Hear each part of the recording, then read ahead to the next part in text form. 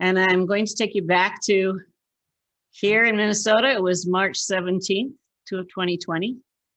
It was somewhere around the same time wherever you are. And we all of us technology folks, we got a call to action. It's time to do something because everything's changed.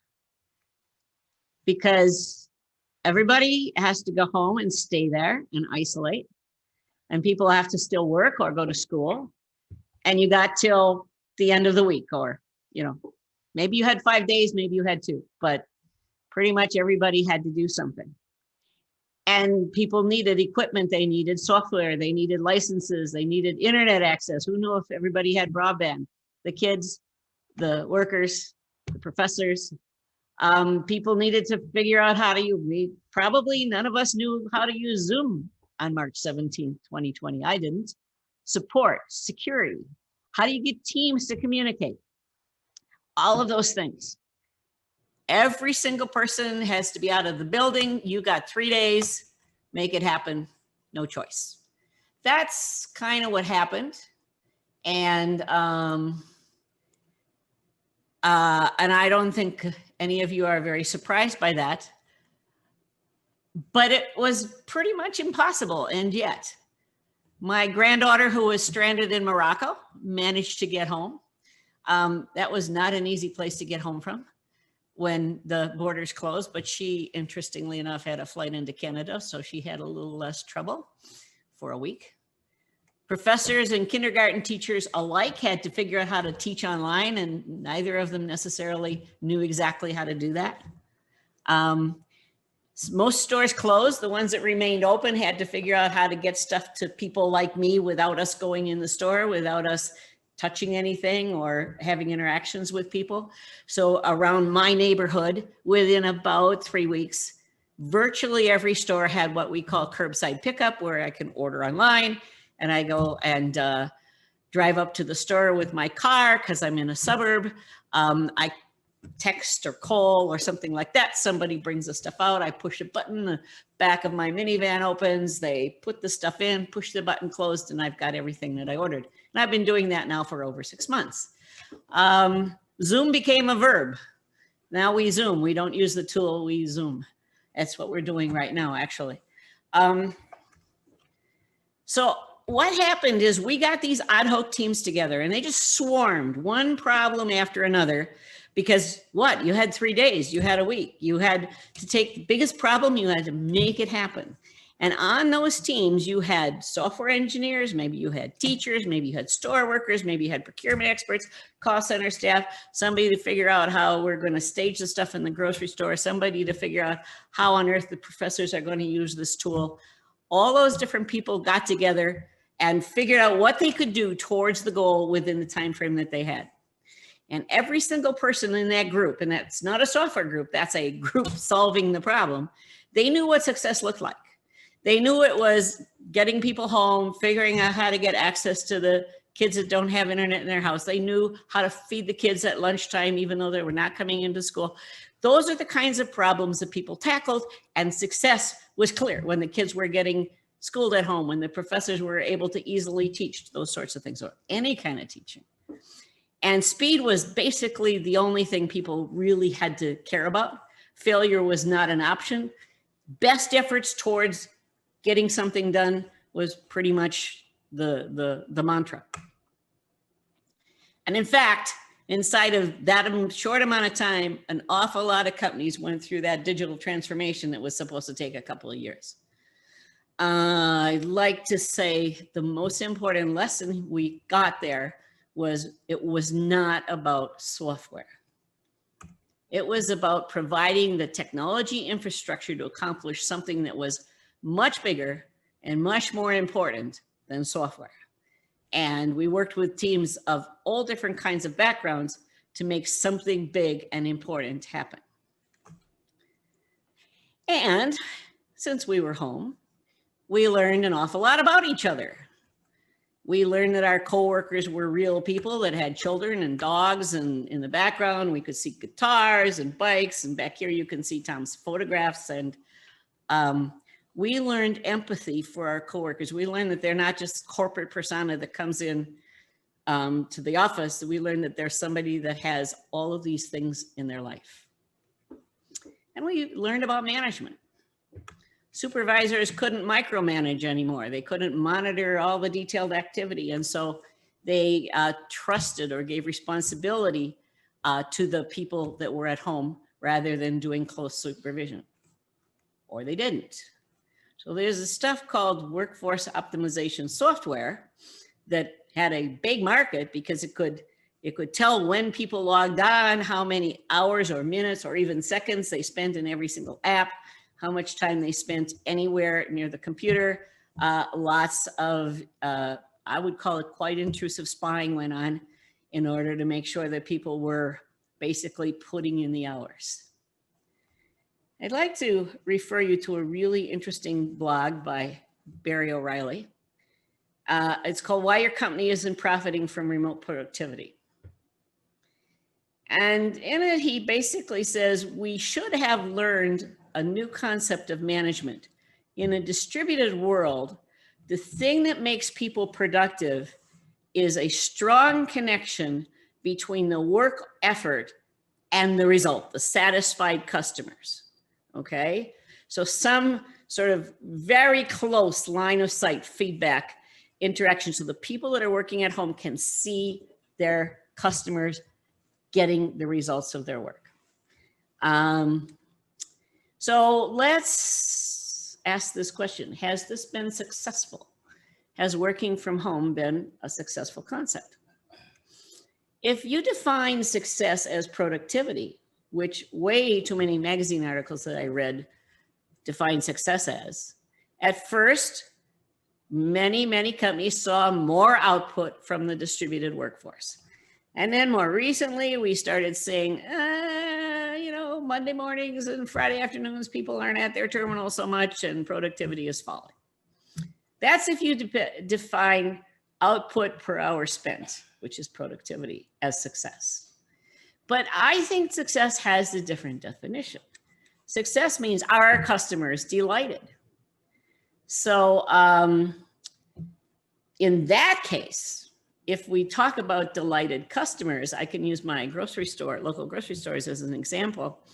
The one grocery store that really got it right, and the only grocery store I actually shop at anymore, and I shop there 3 times a week remotely, because they figured out just really fast and made changes really rapidly how to solve my problems.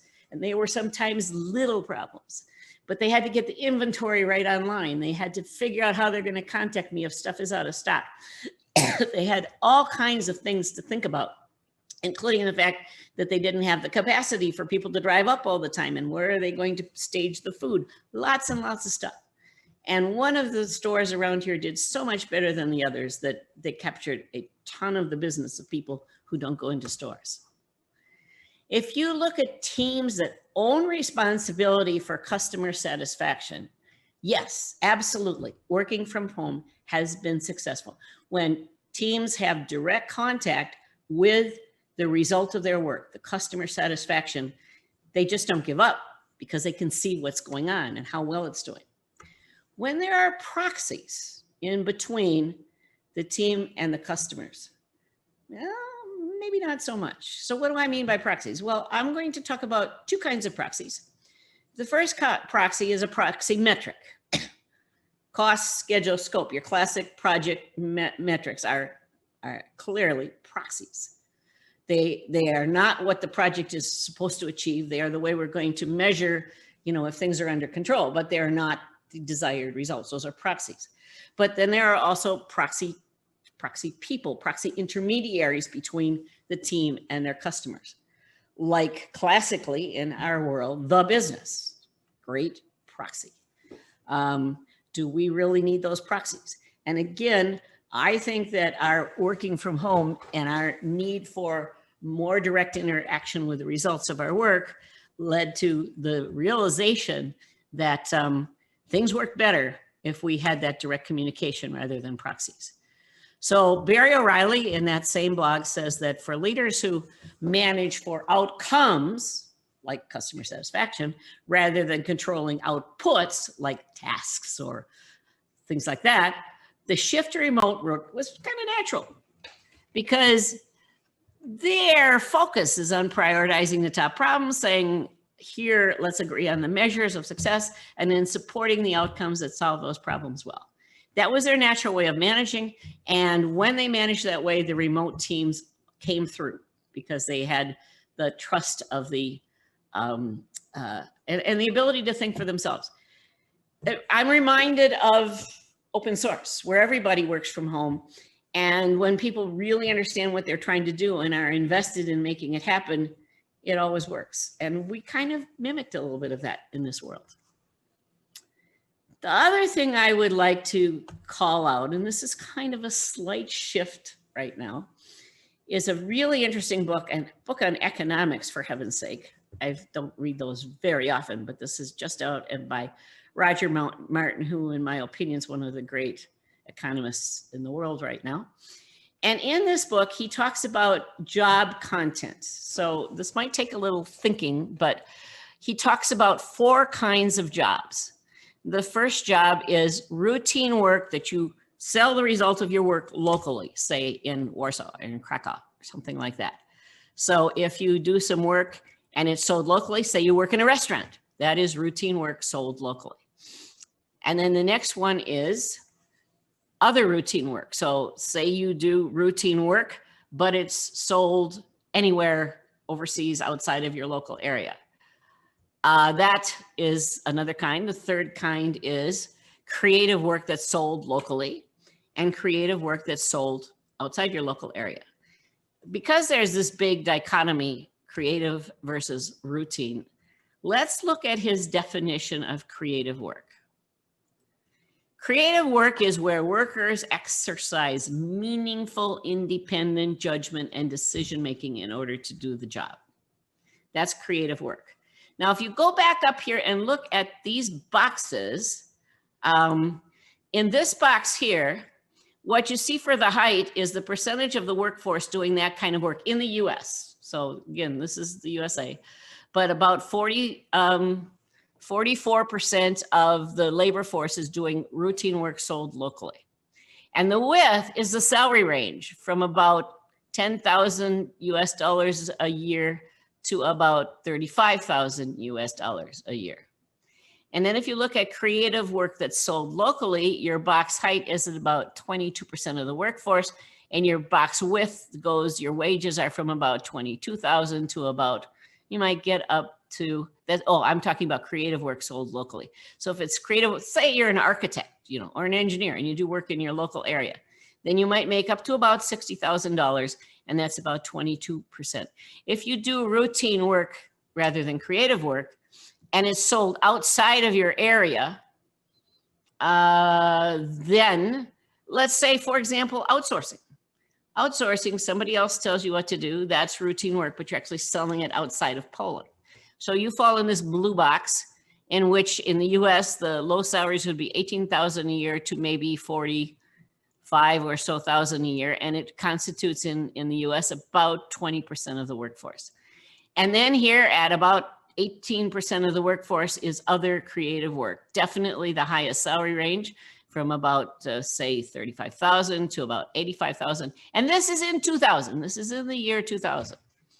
So that's interesting. And then if you go over 10 years, his point is the routine work right here that's sold locally, actually, you haven't really changed. This back box here, you can almost not see it. A few more people working there, and it just a hair more salary and a hair shift in the salary range. If you look at routine work sold outside the region, there's more of that. And the salary shift on the top end is going up a little bit. Now let's look at creative work that you sell locally. Okay, you are in a creative profession like, say, architecture, engineering, maybe doctor, and you sell it locally. Then the bottom of the salary range and the top of the salary range have moved up significantly. And so now you can make more like 72,000 rather than 65. And there's just a hair more of those. And if you look at the last range, creative work sold outside of your region, then you get much higher shift in salary. So why am I showing you this?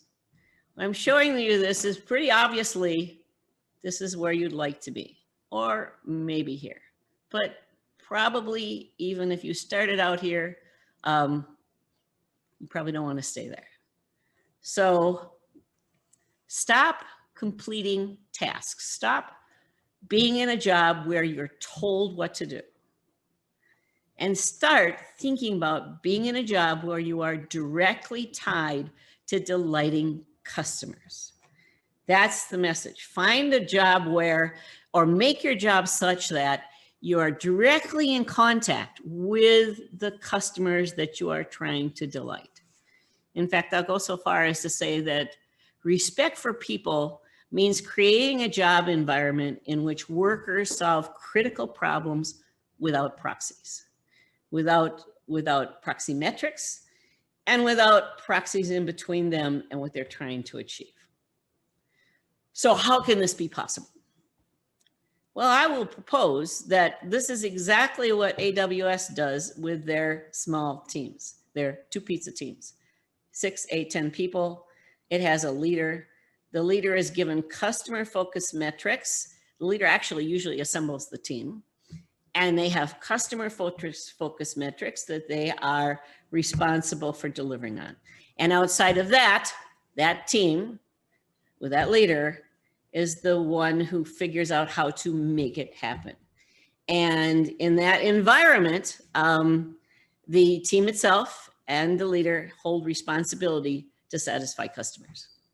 I'm going to go to another model because not everybody's working on lots of small little things, but if you're in a cloud world, that model actually shows that it's definitely possible to create an environment in which small teams get customer-focused results that they're expected to deliver on, outcomes. But what if you're working on something bigger? Well, this is not too much bigger than a spacecraft. This is the responsible engineer model. So in the world where I've spent a large amount of my career, which is programming for hardware, putting process control systems on hardware. And I, by the way, was an engineer for the first 8-10 years. That was my title of my job, even though what I did was programming software.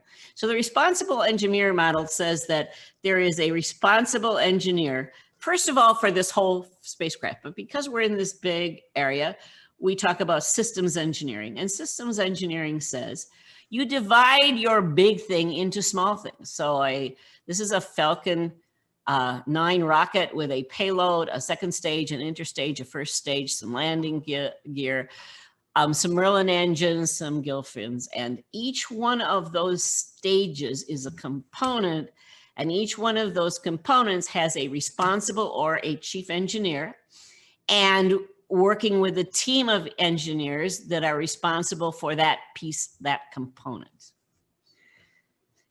Now, we all know that SpaceX had a lot of crashes as it learned to land its booster rockets rather than dump them into the sea. And it took about 5 years. But after that amount of effort, the way that they did hardware and software dropped the price of launching a rocket into space by a factor of about 7. Okay, so in 2000, it would cost $18,500 to put a kilogram up into space. And today it costs less than 3,000. And the way they did that is very instrumental because basically, if we go back and look at these things, every one of these components has hardware and software on the same team. And their job is they use what is called the philosophy of responsibility, which means engineers are responsible for the design and development of a component. You saw the components. And for making sure that their component operates properly and does its job as part of the overall system. So even the Falcon 9 chief engineer had to become part of a bigger team when they went to Falcon Heavy because there were 3 booster rockets, not just 1. And 3 of them had to work together. So you have various teams doing independent stuff, but they are not just responsible for their part. They're responsible for their part working properly as part of the next rocket launch. And John Matroni, the SpaceX launch director, says, there's no engineering process in existence that can replace the philosophy of responsibility for getting things done right and getting things done efficiently. So to conclude this section, I would propose that the philosophy of responsibility is fundamental to how we can move forward, especially the shock that moved everybody apart, and even make more progress in our software world. The next thing that happened is that efficient supply chains basically collapsed, and we saw it. And they collapsed because there was dramatic shift in demand that couldn't be accommodated. All of a sudden, everybody wanted personal protective equipment, and there wasn't enough made. It just wasn't enough in stock, not enough anywhere. They wanted cleaning supplies, hand sanitizer, soap, you name it. And there was probably enough of that, but it wasn't packaged for commercial sale. And we even saw food shortages, although it tended to be more staple food. So here in the US, for about a month or two, you couldn't buy flour. Flour, why flour? Is because flour is packaged in 50-pound bags and sent to bakeries. And now we buy it in 5 or maybe 10-pound bags and bring it into our home. And there, in the supply chain, there was plenty of wheat. There was enough milling capacity that could be called upon, but there wasn't the capability to make the bags and package the flour into those bags. And so for a long time, there was a shortage of flour because the demand shifted dramatically from 50% commercial, 50% retail, or even more commercial, to all retail. And the supply chain simply couldn't deal with the packaging part. And the infrastructure that we had here actually did not collapse like the supply chains did. So we didn't have any lack of water. We never lost electricity. If you had internet, it not only stayed, it probably got better. And there was some pretty rapid build out of internet. So infrastructure did not collapse, but supply chains didn't. So the question is, why? There's 2 reasons why. First of all, a supply chain breaks if the demand changes faster than the time something is sitting in the supply chain. So if you have some commercial stuff in the supply chain and all of a sudden, we don't need any commercial stuff anymore, your supply chain is that long, it takes that long to replenish it. And the second reason supply chains collapse is because there's a point in the supply chain where demand exceeds capacity. For example, you had all the flour you wanted, but you didn't have the equipment or material to package it for consumer use. Those are the 2 reasons why supply chains collapse. So take durable goods. Any kind of durable goods, whether it's bicycles or appliances, is really hard to come by right now in our country because the supply chains for durable goods are slow and unresponsive. The stuff is maybe made in China or Asia somewhere. It gets into a container, goes on a container ship, moves over the ocean. The container gets put on a train, goes to a depot where it eventually gets to a store, and then I can buy it. That's a long supply chain. And the demand has changed since stuff went in at the other end.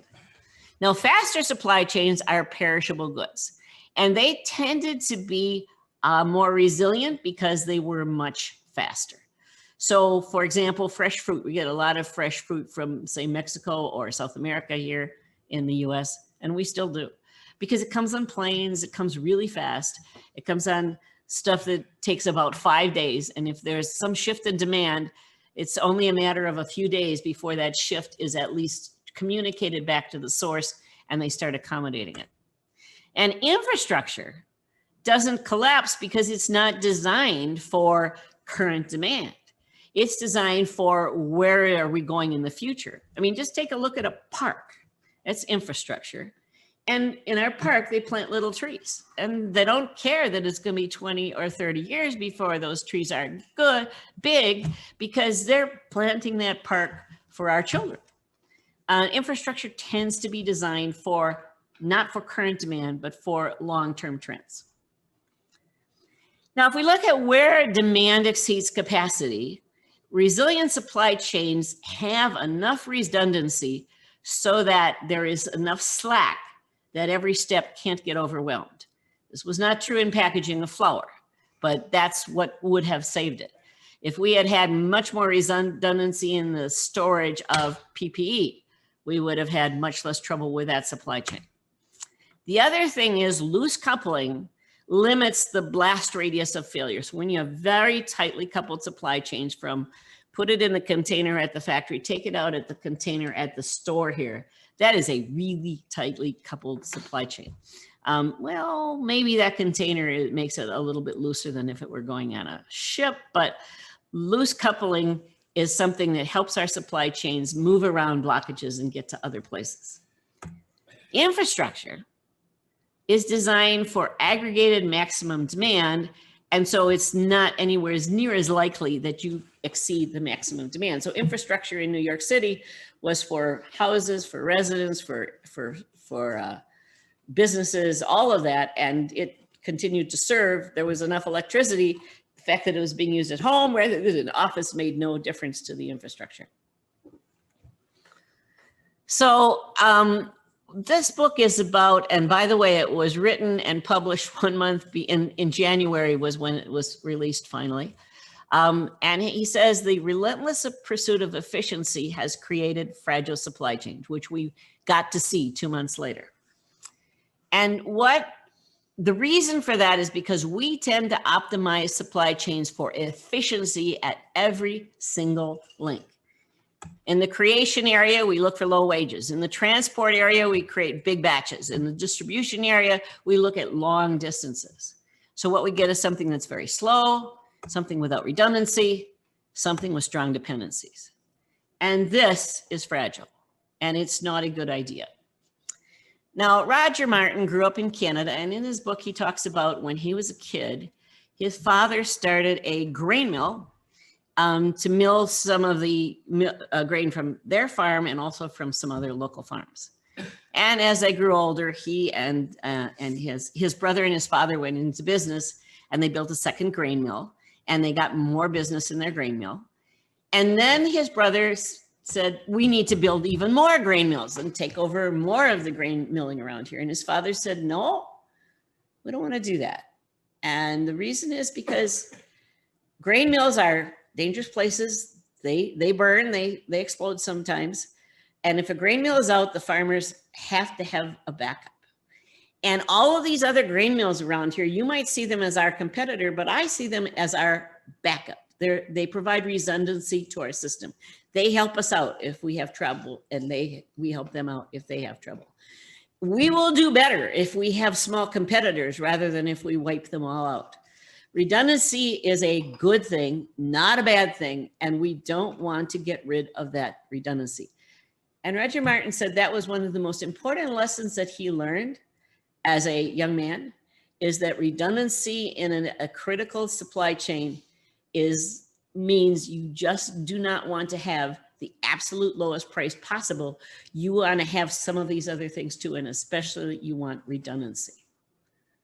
So this is a bazaar. Happens to be on the square of Oslo, but it could be anywhere.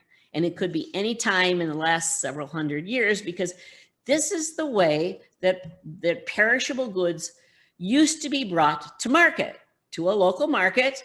Okay, and then you have stands, people offering the same thing. Then they might get it from outside of Oslo if they can, but you have 10 stands selling the same thing. Maybe they're in the same area. They have an owner, maybe a couple of workers. They make their own decisions on pricing, on supply, on everything.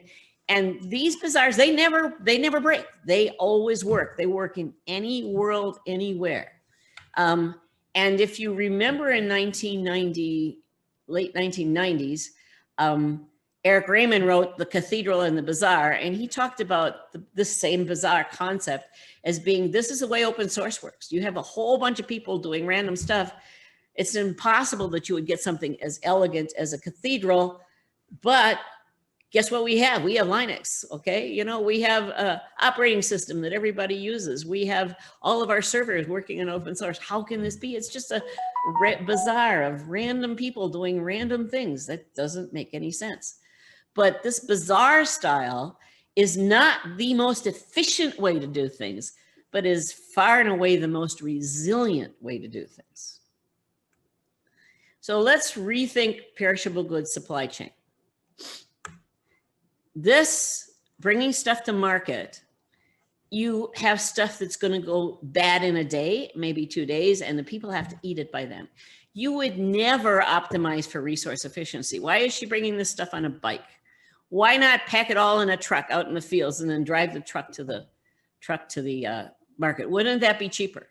Wouldn't that make better use of all of the transportation vehicles? Well, it wouldn't be fresh if you have to fill up the truck before you can move those pears. Okay, you don't ever optimize for resource efficiency in a perishable goods supply chain. When you're selling meat or you're selling milk, you move it fast. You don't worry about filling up trucks. It doesn't make any sense. You never accumulate large batches because that's when stuff spoils. You move small batches and you move them quickly. And you aggressively discover and eliminate the biggest bottleneck, and then you keep doing it because this stuff has to get to market and to table and be eaten while it's still good. And you use the consumption, what people buy, to pull the replenishment. You decide what you're going to plant. You decide what you're going to pick for next week based on how much you sold at the market this week. And so you're leveraging that consumer feedback to make supply decisions. You decide next year based on, or next month based on what I'm selling now, what level of interest there is in my booth is what I'm going to plant for next time. So the underlying lesson here is don't batch and queue. Not when you're looking for resiliency, not when you're looking at a world that changes really fast. So what is a batch? Projects are a batch. Well, we do less projects now. Backlogs are a queue. They are. Prioritization is operations on a queue.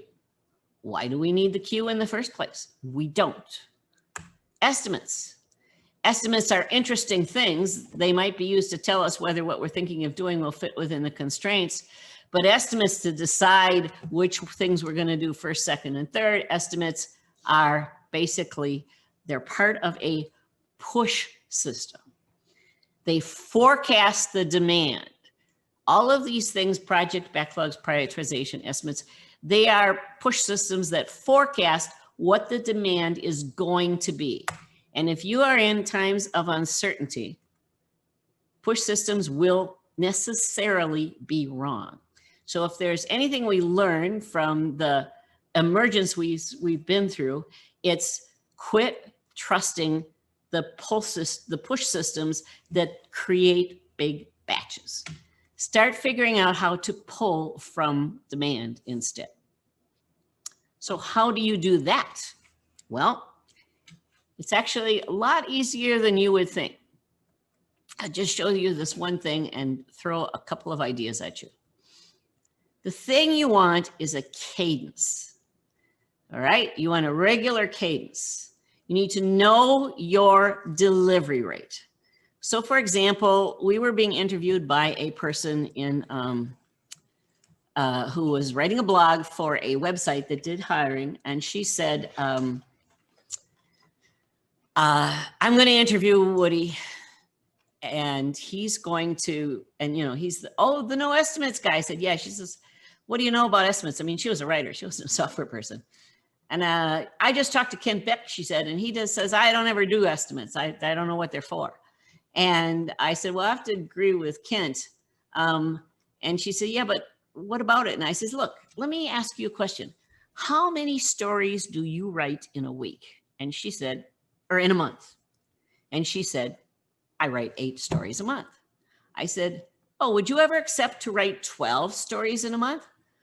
Well, no, that would be, no, I wouldn't accept 12 stories a month. I wouldn't even think about it. So her delivery rate is 8 articles a month. Now you have a delivery rate too, and you can go to your data if necessary to find out how many items do you deliver. And I'll bet you find that it's pretty consistent. However many things you do in a week or 2 weeks or a month is pretty much the same. Otherwise, the size of your things is probably not under any kind of control. But I've rarely found anybody that can't tell me, oh, yeah, well, you know, we ship about we deliver about 15 things a month or whatever it is. When you know your delivery rate, just simply do never accept demand at a higher rate. Don't put in a backlog, don't do anything. If you can do 15 things a month, the only number you can accept is 15 every month, period. That's all the demand you can accept because that's the rate at which it goes out.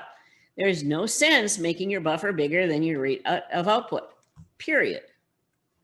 And then you maintain a short buffer of work to absorb variation in demand because sometimes it doesn't all come in evenly. Short, okay? Not long, but short. And if it's short enough, you can work in a first in, first out manner. So you don't need to have estimates. You don't need to have prioritization. You just need to be able to say no right on the beginning. When something comes, do you or don't you have the capacity? And then you learn to maybe save a little capacity for the really urgent stuff that's probably going to come. You know how much maybe you've got to save 3 of your 15 so that, you know, when the urgent things come, you can accept it. But you need to maybe have 1 slot for emergencies. But if 15 a month is what you do, you should never accept demand at a higher rate. And then you should take the buffer in between your acceptance and your delivery and make it as short as you possibly can. And if you find that you've got stuff building up, guess what? Your buffer is too long. So that's that concept. And I have one last concept to talk about because the next thing that happened was a recession or a depression. You know, there's an awful lot of people that aren't working, that aren't shopping, that aren't buying stuff in grocery stores, that aren't traveling, and that's me. But you know what? We know a lot about disruption. So let's take Kodak and Fujifilm. In the year 2000, they were massive companies, and they were doing about the same thing. They were selling and processing film, color film. This is a picture that Tom took, and by the way, it's on our first book, and he took it on May 25th, 2002 in Sardinia with his very first digital camera, a 3-megapixel camera. That's it. And he was kind of, if you take a look at this graph, this is the amount of color film, the trends in demand for color film. And just about the peak there, 2003, so he was maybe a year before that, he switched, he never went back to film. And in the next few years, many people switched and they never went back to film. And by 2012, film was no longer a thing. And you have these massive companies, Kodak and Fuji, that was pretty much what their whole profit depended upon. So Fuji and Kodak did something entirely different. Fuji stopped investing in film, pulled back from their businesses as much as they possibly could, tried to figure out how to redirect their assets and their people towards something else, ended up discovering that pharmaceuticals was actually a pretty good place for all of their technology and their people, and started up a massive push there. Kodak tried to stay in the imaging business. By 10 years later, Kodak's revenue was down almost 50%, and Fujifilm's revenue was up more than 50% because they did 2 different things. And in 2012, Kodak declared bankruptcy. So we know about disruption. Here's another disruption. This is Netflix. You know Netflix pretty well, but since you don't live in the US, you might not know Blockbuster. Because in 2004, Blockbuster was a $6 billion business. They had storefront video rentals, 3,000 of them throughout the United States. You went there, you rented a video, you paid, and if you were late returning it, they had late fees, which brought them a whole bunch more money. And then Netflix started up. And they did DVDs by mail instead of store. And they had a flat fee subscription. You can have 3 a month. And if you, as soon as you return one, you get the next one. No late fees. People hated the late fees. And because they were starting to get market share from Blockbuster, they instituted, oh, let's take away our late fees. Let's have DVDs by mail. And you can return it to the store and then pick up another one right away. Wouldn't that be great? And it kind of flattened Blockbuster's growth for a while. So Blockbuster started streaming and added it for, you can have 3 hours of streaming a month, added it to the subscription. And that started to take off. And by the way, Blockbuster really missed those late fees, so they reinstituted them. And they also decided that the streaming was a thing, so they instituted a download movies at the store kiosk where you could download onto a chip, bring it home to a special player and play. And you've never heard of it because it did not go very well because it wasn't what consumers wanted. And then they instituted additional late fees because they were failing even more. At the same time that Netflix instituted their streaming only subscription, and kind of the rest is history. We know how to survive disruption. The first thing you got to do is stop doing what isn't working. You've got to recognize it. That's tough. Intel, when it was collapsing in the memory business, couldn't stop investing in memory because the senior managers didn't want to believe that they had to get out of the business. You got to stop annoying customers. In the US, all of our airlines had these massively annoying fees for luggage and late fees for changing, except for one, Southwest. And guess what? They can't get customers anymore, so they've eliminated all those annoying fees. Interesting. You need to preserve cash, so quit investing in stuff that is just wishful thinking. And find some unmet needs somewhere that your assets and your expertise can address, and establish some short customer-focused feedback loops to deal with it. And as the saying went at 3M that we always said was, try lots of stuff and keep what works. So for example, you may have heard of this. This is a pizza maker in Chicago, and they found that they could make medical face shields on their same equipment with their same people and pretty much the same process. They bake the plexiglass and then they curve it and then they add a few things, you know, and they started selling 5,000 of these a month. They kept their worker jobs and they kept a revenue going through the store. Lots of stories like that have happened around the world during this pandemic. So I'm proposing, and for my third point, is that maneuverability is pretty much equivalent to survival when things change fast. And the reason I'm showing you this picture is these are impalas. They're little tiny antelope. And I have never seen an animal move faster. For Tom to get this shot, he had a second because they go down like that and they're up again because they are lunch for lions and for leopards, and they are really on the alert. They move and shift so fast. This is a picture of a F-86 Sabre. And in 1952, John Boyd was a pilot of this kind of plane. And he was fighting Soviet MiG-15s, which were faster, which had heavier firepower, and which had a narrow turning radius. And they were engaging in air-to-air combat. It would seem like an impossible task, but in the end, the F-86 pilots were credited with shooting down almost 800 MiGs while they lost just under 80 of their own in air-to-air combat. That's a 10-to-1 ratio. Well, Boyd was impressed, but he didn't know why. He said, if we knew why we were so good, we could build planes that were that good in the future. So he studied it for a long time.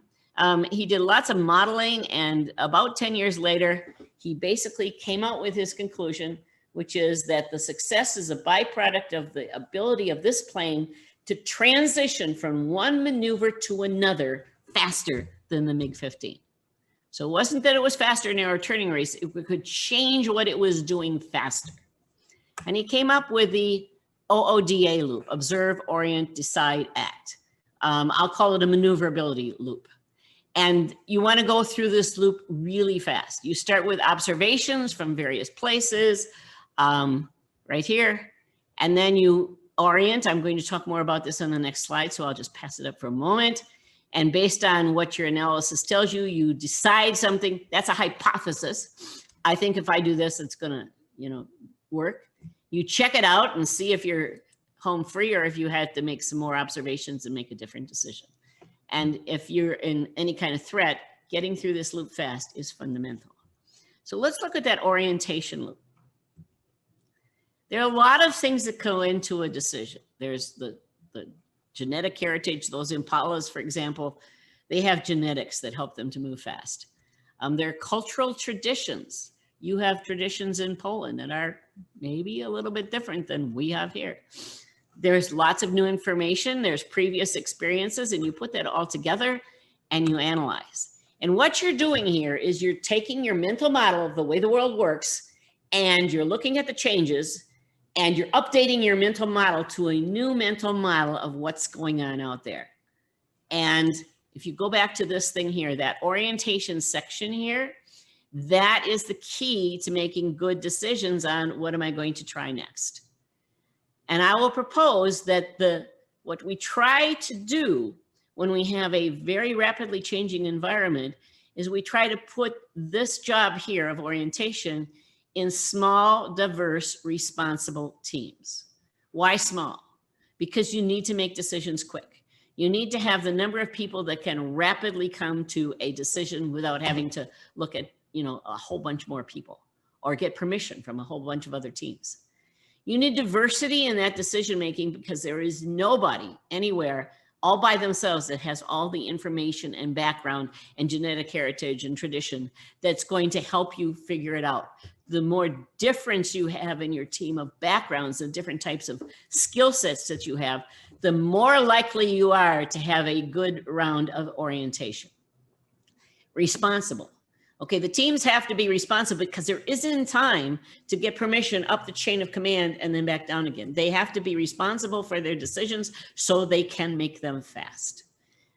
So that is the maneuverability loop. And that's where our small, diverse, responsible teams come in. So if we want to solve for maneuverability, basically, I like this book a lot. It's called Sense and Respond by Jeff Gothab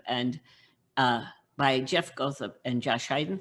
And it is about looking at what's going on and responding, pretty much the same as the OODA loop. And one of the things I say we're trying to do is maintain a continuous two-way conversation with our market, okay? With the people who are using what we're building, what we're growing. So what we're looking for is small, multidisciplined teams, everybody involved in delighting customers. I'm not talking about software teams here. I'm talking about teams that have, if you're building hardware, the hardware people are there. If you're trying to figure out how to do curbside pickup, the people who are going to think about the logistics, the inventory, they're on the team. That team needs very clear goals, well-described expected outcomes. They need to know what success looks like, and they need to know the constraints. If it has to be done in 3 days, then you can't take 10, okay? If this is the only amount of money you have, then you have to figure that out. They have to have freedom to act asynchronously. They don't need permission either from other teams or from management. They have to be able to act fast if they're going to be able to go around the loop fast. They need to have the responsibility of deciding what to build and the responsibility for building the right thing. The philosophy of responsibility that I talked about with SpaceX comes in here. They need to have frequent delivery to customers because how are they going to get the feedback to help them, like this is a phrase from Sense and Beyond, learn the way forward with frequent deliveries to customers. Technically, we didn't used to be able to do that. Technically, we can do that these days. We can also have asynchronous deployment by individual teams. And success means customer outcomes, not output, not how many things we do, not proxies, but outcomes. So in conclusion, I would like to say that the new normal is that resilience isn't a luxury, it's fundamental and essential to the way that we need moving forward. So we need to think about responsibility. We need to have workers responsible for solving customer problems without proxies. We need maneuverability. We need some freedom to act asynchronously, without permission. We need to just be able to do what we think is right and have good customer-focused metrics to see if that works. We need to figure out how to pull from demand. That means we need to start managing by rate, not queue, okay? Figure out the rate at which you are going to move stuff through your system, maintain a short first in, first out queue, and you will find your life gets a whole lot easier than it used to be when you had these big buffers and big queues. And by the way, you'll be way more responsive to when things change. So with that, I actually haven't been tracking the time, Tomek, but am I about right? We're doing good. So thanks very much for this one. I really appreciate this one. And also one thing I'm going to stress out on this presentation, most of the picture done by Tom. Yes. And is for most of presentation by Mary. We get one question from the group, which I'm kind of surprised given the fact how many times people don't agree with you. So it's kind of, this presentation seems to be kind of mild compared to other presentations. Anyway, the question is do we know about the companies, if there are any companies developing software that do not use estimates or backlogs? And I guess the broader question is how the companies can survive not using estimates and or backlogs. Okay, would you please tell me how AWS survives? They're a big company. They don't use estimates and backlogs. That's not what they do. They deliver to the live and get feedback all the time. They do the next best thing to continue on and make their product better. So if they can do it, I would guess they're, you know, you're probably not as big as they are. However, they have these many independent teams that are relatively small that can deliver asynchronously. Amazon invented the cloud so that they could have their teams deliver without dependence on others. That's why they started it, for their internal use. So those teams can make asynchronous decisions. So one of the keys that you really need to think about if you want to be able to not think about estimates is to allow these independent teams to work separately from each other and not have to synchronize with other teams. Now, I propose that the kinds of backlogs and stuff that we have developed and 20 years ago were for when we had these great big tightly coupled monolithic systems. And then you did have to know when you were going to be done because there were 5, 10, 15, 20 other teams, and they all had to synchronize their work with you, and it was very important to know. What Amazon did is pioneer an architecture which makes that coordination unnecessary. So I would propose that both scale and the ability to operate without estimates and without backlogs has to do with the architecture of the system. And if you want to be able to figure out how to do it, you have to break the links of dependencies that you have with other teams so that you can asynchronously make decisions based on what your customers and your customer output expectations are. And in that case, you have 10 or 12 people. They have well-known things that they're trying to achieve, well-known ways to determine whether or not they're achieving them, ability to deliver constantly and get feedback on that. There's no longer a need for estimates. There's no longer a need for backlogs. There's no longer a need for this stuff because it's just it's like my writer who's writing 8 articles a week. She doesn't need a backlog. She doesn't need estimates. She does 8 articles a week. And I'm going to propose that most software can be broken up into, say, small things that can be done at a rate. And you actually probably do that now if you have anything like a cloud architecture in which you deliver into production a steady rate of so many things a month. Look at your data. Find out how many things you deliver a month and find out how reliable that is.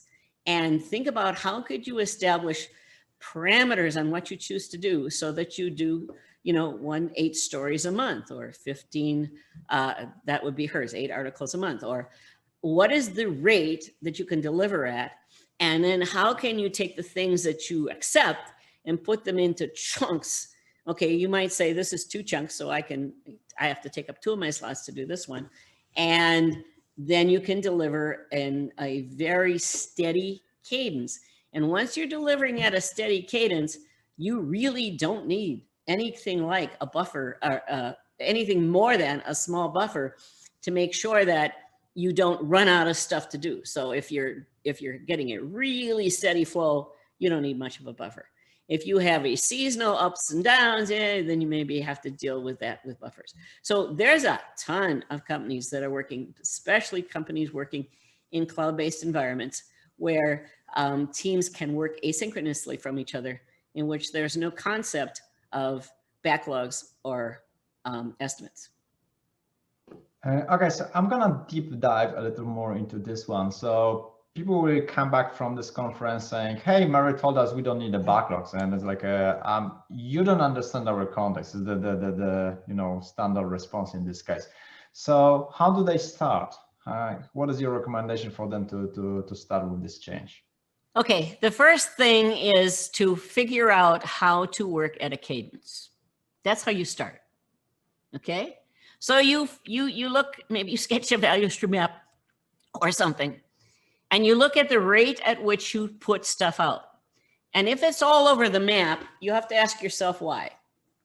Can't I put stuff into packages that are small, medium, and large?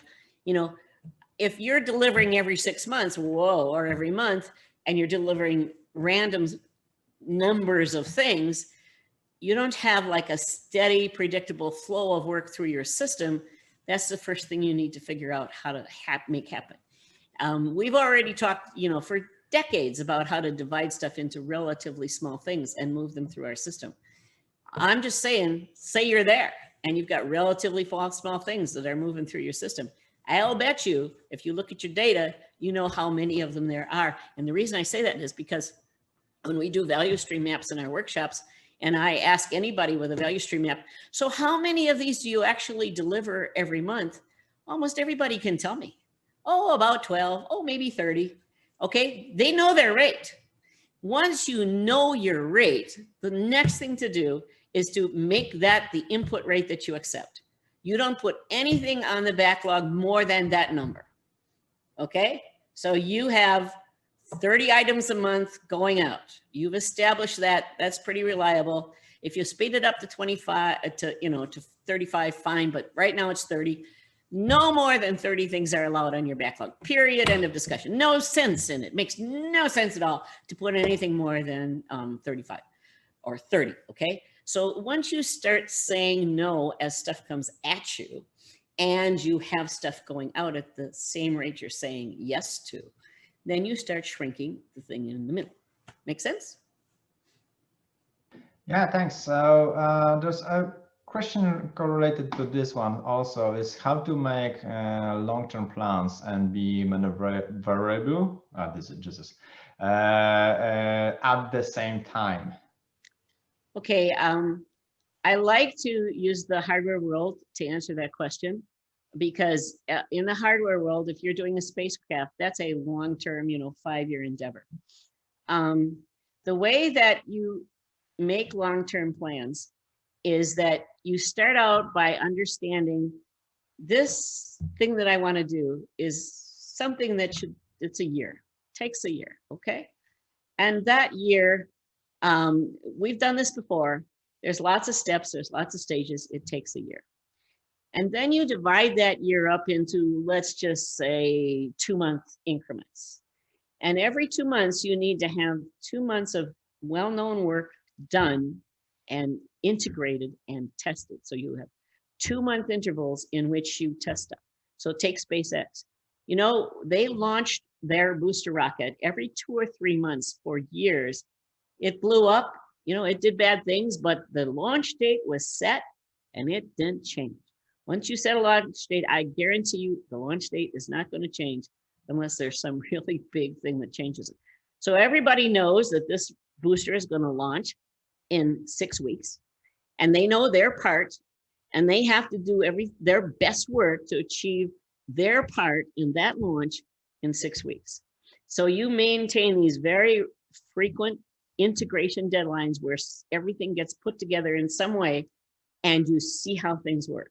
So every 2 months, you know where you're at and you have an integration deadline. You know what doesn't work. You're finding errors and bugs and things that don't work right, and you figure out how to fix them. And then 2 months later, you have the next integration deadline.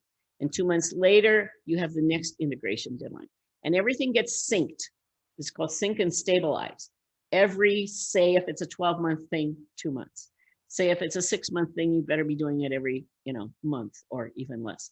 And so you think about how you can do integration at frequent, regular cadence points throughout your long-term thing.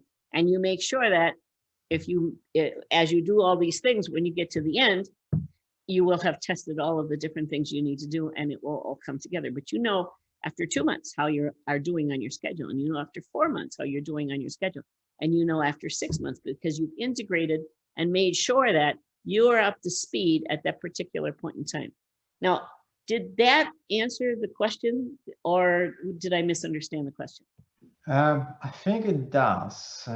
So the focus on the goal, and I mean a clear long-term goal, and adaptability on the yeah. These deadlines pull activity, and in an engineering environment of hardware and software, they don't move; they happen.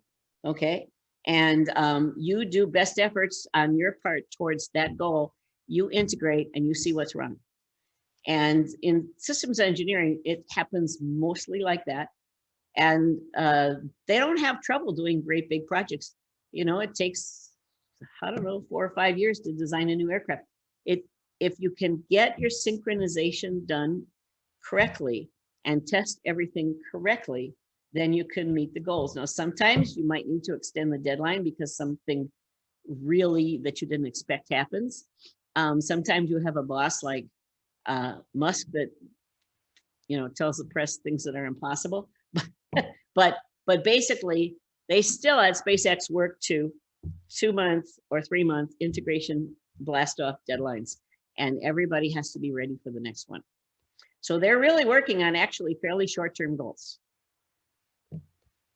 And those short-term goals are what pulls activity.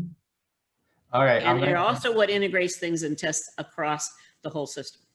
I'm going to move to 2 more questions I have right now. Okay. So the next one is more about the starting new team. So how to work out a cadence or rate quickly in case of a new team that is working on innovative projects. Okay. So I spent a good amount of time working on innovative products. And when we were working on innovative products, we actually weren't really working against a deadline, because we also had, our sort of underlying work to do. When you're working on something that's completely new and different, I think Tom has a better idea. You don't know what you're going to need to do. The problem is to figure out what the problem is. And you can't do that just by thinking about it. You have to get out of the office. You have to get into the world where the problem exists and run experiments, try things, get feedback. The problem with detailed planning is that it's wrong. No matter how you plan, it's always going to be incorrect in some ways. The real goal is to learn as fast as you can where your mistakes are, where your misconceptions are, and adapt. So if you're doing something truly novel, again, you want to look at Boyd's OODA loop, maneuverability loop, because you know that where you're heading isn't where you're going to end up. You know you need to change direction. How can you make smart change of direction decisions that take you forward? Or how can you figure out fast that it was a bad decision? So if you think of your decision for moving forward as a hypothesis, and then you do a test against it, then you are in an environment that you haven't been in before, that's novel. You want to learn your way forward. You want to constantly think about, how do I do something different? And I propose that what happened over the last 6 months in all of the stuff from home is working from home was basically one massive experiment. And it took us a while to learn the right things to do and which things didn't work. And, you know, the fact that I need a light in the front or people can't see me. There are lots of little things that we learned. And then we updated our mental model on how the world works and how this is going to be good. And then we kept moving. So if you can be in a loop that maneuvers and changes based on hypothesis tests, the observations of the small team, and then goes on to the next concept, you're probably going, especially with new stuff, you will be more successful than if you start out with a complete idea of where you're trying to go. And that's why maneuverability is one of my pillars. On an uncertain world, maneuverability is fundamental. And maneuverability is pretty much the ability to update your mental model based on thesis or hypothesis that you generate as your small team gets together and considers, okay, this is what we just did. What's next? Thanks a All the lot. choices we make in our lives are driven by our mental models. All models are wrong, we know that, but some of them are useful. They help us make better choices. The critical thing is to be able to adjust our mental models, to be open to the information that lets us improve our mental models so that they can be more helpful in making good choices. I want to go back to your first question, backlogs and estimates. You know, I did software for many decades before backlogs were a concept. We never had this idea. This is brand new 20 years ago, okay? And that was like 4 years into my programming career. When we did estimates on our process control systems that we were putting into our plant, they were basically historical data. We've done this big kind of thing before. This one's rather new and rather novel. So we're going to take what it took us before and add 30% for, you know, contingency because we're doing a lot of new things. And that was it. That's how we did estimates on multi-million-dollar projects. And the concept of having a backlog wasn't a concept. We had points in which had things that were expected to be done. And those points were based on the history of what are the major steps in deploying a process control system. And that's how engineering, at least in my environment, where we did process control systems for great big products, was done. The idea of a backlog is a brand new concept in the software world. I'm sorry, but it is just plain novel. People have been living without that for decades and doing very well. Thank you. Okay, thank you. Running out of time. However, I have one more question which is pretty interesting because it's touch on the teams and the responsibility of the teams and the management. I'm gonna read the whole question. There are teams and responsibility that is expected from them. On the other hand, companies prefer to have managers and the responsibility for teams work. So teams or manager or both should be responsible. So how to save teams feeling of responsibility if they know that company will ask manager if the team will not deliver what promise? Well, go on. Okay. I'm not sure what the job of that manager is, but the way that we did it in the engineering world was, yes, there were, of course, managers that were responsible. So my manager in the process control system was definitely the person responsible to make sure that our control system was done on time. Absolutely, no question about it. That wasn't the project manager. It was our manager in the process control system area. And he had senior engineers that he assigned to be responsible for making sure portions of it happened. And they own that responsibility and they owned it to him because his job was on the line that it happened. And I was a junior engineer. So I was with him in his office, like we met a lot, mostly the time in the morning over coffee. And he kept track of what was going on, but he didn't tell us what to do because he said he had senior engineers and that was their job. And he told me he kept his top 2 engineers unassigned to projects so they could jump in and they could fix any problems that came up so that they were able to make sure that things were always able to move forward as we ran into problems. So it was So in an engineering world, there are people that are responsible for delivering, and they can't even, in a structured system engineering way, delegate the portion of their responsibility to this senior engineer to do this part of the control system, and that senior engineer to do that part of the control system.